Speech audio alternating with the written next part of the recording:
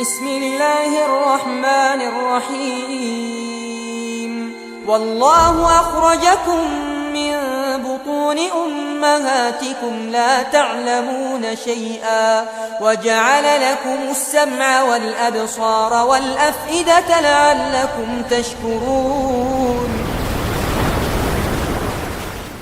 وهو الذي سخر البحر لتأكلوا منه لحما طريا وتستخرجوا منه حلية تلبسونها وترى الفلك مواخر فيه ولتبتغوا من فضله ولعلكم تشكرون الله الذي خلق السماوات والأرض وأنزل من السماء ماء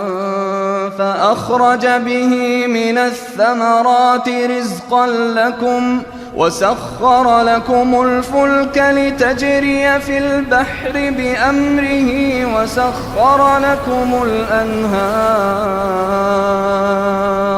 وسخر لكم الشمس والقمر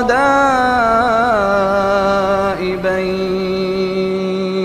وسخر لكم الليل والنهار وآتاكم